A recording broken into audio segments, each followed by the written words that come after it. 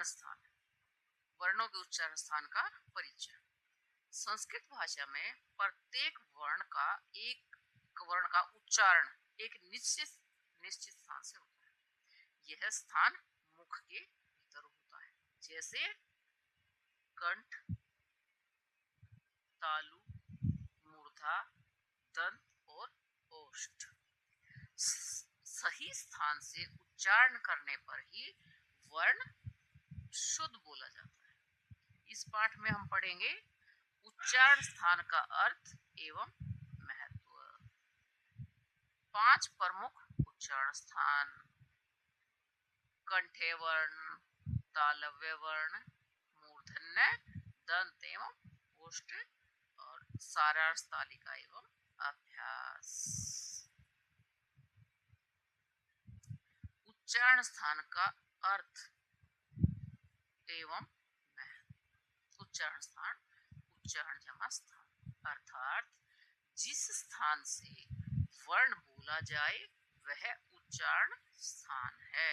महत्व: सही उच्चारण से शब्द का अर्थ स्पष्ट होता है, गलत उच्चारण से अर्थ बदल जाता है। वेद पाठ में शुद्ध उच्चारण अत्यंत आवश्यक है।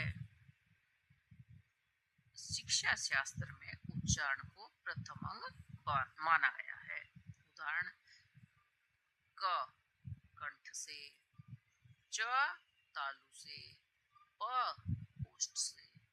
जब हम क बोलते हैं हमारे कंठ से आवाज आती है, जब हम च बोलते हैं तो हमारी जिह्वा तालु से को स्पर्श करती है, प बोलते हैं तो हमारे होठ आपस में स्पर्श करते हैं। इसलिए हमारा क कंठ से, च तालु से, प ओष्ठ से। मुख के 5 प्रमुख उच्चारण स्थान: कंठ, गला, तालु जहाँ हमारी जिह्वा हमारे तालु को स्पर्श करती है, जो हमारे बिल्कुल ऊपर होता है, मूर्धा जो हमारे दांत और तालु के बीच का हिस्सा है, दंत दांत, ओष्ठ हमारे ओष्ठ। 5 प्रमुख उच्चारण स्थान। संस्कृत व्याकरण में वर्णों के उच्चारण स्थान हेतु 5 स्थान निर्धारित हैं। नंबर 1, कंठ अर्थात गला। गले के भीतरी भाग से उच्चारित वर्ण कंठ कहलाते हैं। नंबर 2, तालु, मुख की ऊपरी छत, जिह्वा का अग्रभाग तालु को स्पर्श करे ऐसे वर्ण तालव्य हैं।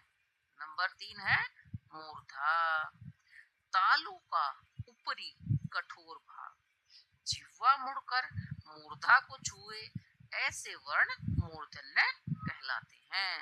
नंबर 4, दंत अर्थात दांत, जिह्वा का अग्रभाग दांतों को स्पर्श करे ऐसे वर्ण दंत्य हैं। ओष्ठ, होंठ हमारे दोनों होंठ मिलकर जो वर्ण उच्चारित करे वे ओष्ठ हैं। क कंठ से, ता तालु से, मो मूर्धा से, द दंत से, ओ ओष्ठ से। जब हमने क बोला तो हमारे कंठ से आवाज निकली, ता बोला तो तालु को स्पर्श किया जिह्वा ने, मो बोला तो हमारी जिह्वा ने तालु और दांत के बीच के हिस्से को स्पर्श किया, और जब द बोला तो जिह्वा का अग्रभाग दांत पे स्पर्श हुआ, और जब हमने ओ बोला तो हमारे होठों में आवाज निकली।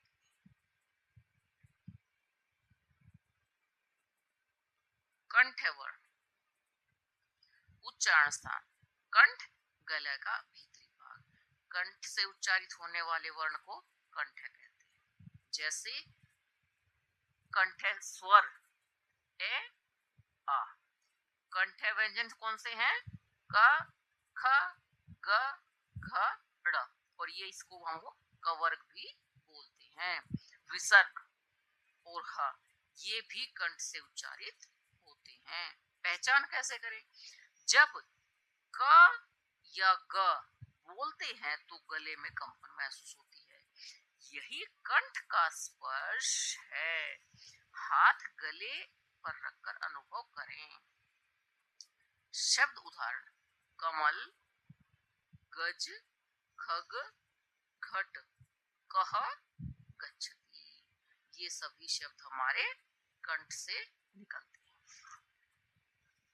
असंस्कृत का सबसे अधिक प्रयुक्त स्वर है, यह कंठ है। अभ्यास: क, ख, ग, घ, ड़ को धीरे धीरे गले से बोलकर देखिए।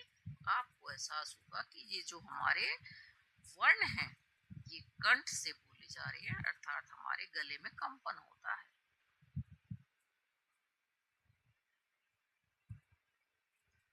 तालव्य वर्ण। उच्चारण स्थान: तालु, मुख की ऊपरी छत का मध्य भाग, जिसे हम तालु कहते हैं। तालु से उच्चारित होने वाले वर्ण तालव्य कहलाते हैं। तालव्य स्वर: इ, ई। तालव्य व्यंजन: च, छ, ज, झ, य, अर्थात पूरा चवर्ग तालव्य है। य, श ये भी तालव्य है। पहचान कैसे करें? च या ई बोलते समय जीभ का अग्रभाग तालु को छूता है, यही तालव्य उच्चारण है। शब्द उदाहरण जो है जैसे चंद्र, जल, यज्ञ, शिव, चरति, जाय। श तालव्य है जबकि श मूर्धन्य और स दंत। ये अंतर बच्चों ध्यान में रखना है आपको। है हमारे ये तीनों श, श और स, लेकिन सबका उच्चारण स्थान अलग अलग है। च, छ, ज, झ, य ये तालु को स्पर्श करके ही बोल जाते हैं। मूर्धन्य, दंत एवं ओष्ठ। मूर्धन्य वर्ण अर्थात मूर्धा, कठोर तालु का ऊपरी भाग। स्वर: री, व्यंजन है ट, ठ, ड, ढ, न, अर्थात पूरा टवर्ग हमारा मूर्धन्य है। र, श ये भी मूर्धन्य है। पहचान क्या होगी इनकी?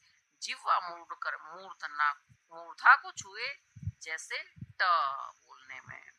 शब्द हैं टंकः, डमरू, रामः, षट कंठ। दंत्य वर्ण। स्थान: दंत अर्थात जब हमारी जीवा दांत को स्पर्श करे। स्वर: री और व्यंजन है त, थ, द, ध, न, अर्थात पूरा तवर्ग। पहचान: जीवा को छुए जैसे त बोलने में। शब्द हैं तरु, नदी, दान, सेना, लता, तिष्ठति। ओष्ठ वर्ण। स्थान: ओष्ठ अर्थात हमारे दोनों ओठ जब प्रयोग होते हैं। स्वर हैं इसमें उ, व्यंजन प, फ, ब, भ, म, अर्थात पूरा पवर्ग हमारा होठ से बोला जाता है। दोनों होठ मिलते हैं जैसे प और म बोलने में। शब्द है पद्म, फल, बल, भूमि, मातृ, पठती। विशेष वर्ण। मिश्र उच्चारण स्थान। कुछ वर्णों का उच्चारण एक से अधिक स्थानों से होता है। कंठ तालव्य अर्थात जहां कंठ और तालु दोनों प्रयोग होते हैं, जैसे ए, ऐ। ये दोनों स्वर कंठ और तालु दोनों से उच्चारित होते हैं। कंठोष्ठ या जहां पर कंठ और होष्ठ दोनों का प्रयोग होता है। ओ, औ ये दोनों स्वर कंठ और ओष्ठ दोनों से उच्चारित होते हैं। दंतोष्ठ जहां दांत और होठ का प्रयोग होता है, वह यह दंत और ओष्ठ दोनों से उच्चारित होता है। नासिका जब नाक से बोला जाए वर्ण। अनुस्वार तथा पांचों वर्गों के अनुनासिक ड, य, न, न, म, ये सभी नासिका के प्रयोग होता है जब इन्हें हम बोलते हैं। ई ऐ कंठ तालव्य है, ओ औ कंठोष्ठ है, व दंतोष्ठ है। ये और व बोलते समय किस स्थान से आवाज आती है अनुभव करें। अब बेटा ये उच्चारण स्थान की पूरी तालिका है जिसमें कंठ से कौन से स्वर और कौन से व्यंजन बोले जाते हैं, और सबसे विशेष ह और विषय। तालु, जो शब्द हमारे तालु से बोले जाएं।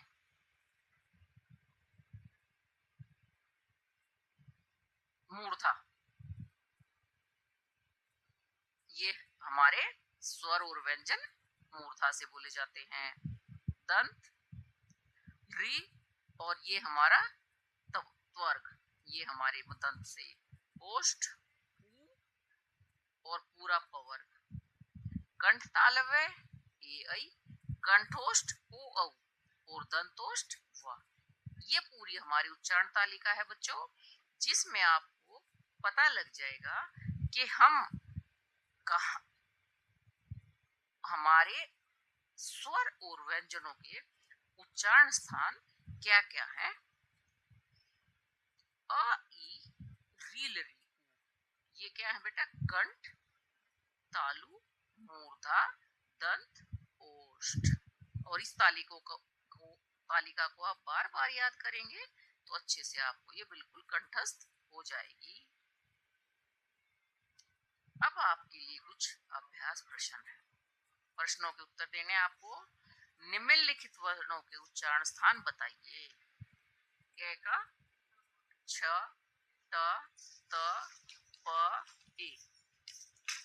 और ये बेटा कुछ खाली स्थान दिए गए हैं जो आपको भरने हैं। प्रश्न 3 है, स, श, स, इन तीनों के उच्चारण स्थान अलग अलग लिखने हैं।